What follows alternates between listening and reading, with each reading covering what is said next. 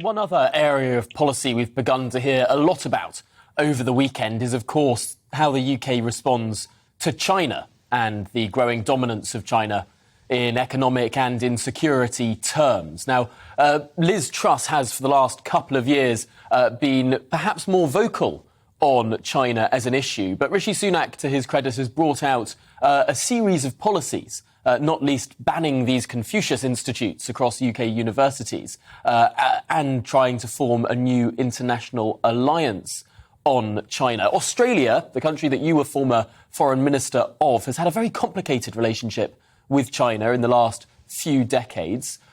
From your perspective, what do you make of Rishi Sunak's plan to deal with the Chinese threat?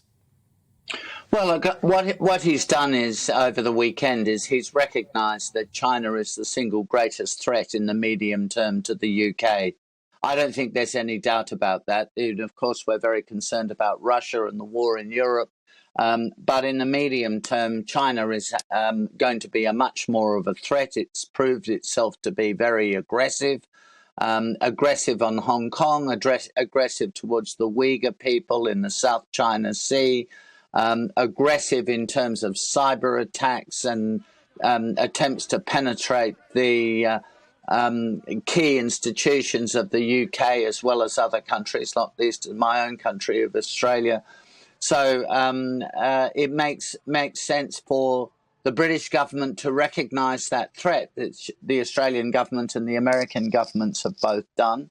And Rishi Sunak has come up over the weekend with some constructive proposals, I think the most important of which is to protect critical national infrastructure.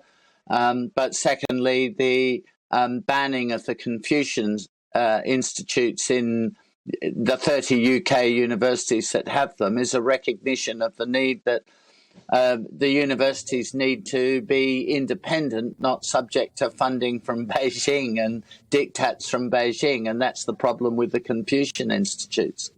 Does it concern you that Rishi Sunak hasn't spoken much about the issue of China over the last few years? Indeed, there was some reporting that he was on the side of those who wanted Huawei to come in and be part of our critical infrastructure when it comes to communications in this country. Well, is this a U-turn from Rishi Sunak? I don't think it is, actually. I think there has been a gradual evolution, as has been the case in Australia and in America, of British government policy towards China as we found out more of what China has been doing. I mean, Australia has been deeply engaged with China, but it's in recent times that China has, if you like, turned hostile and become very aggressive. And that has led to a substantial change in Australian policy, and the same here in the UK. But of course, Rishi Sunak has been the Chancellor of the Exchequer, not the Foreign Secretary or the Defence Secretary, and the carriage of those issues has naturally enough been with the ministers who have direct responsibility for them. But I think it's interesting that Rishi Sunak should choose to make a public statement on his approach to China as Prime Minister, should he become the Prime Minister.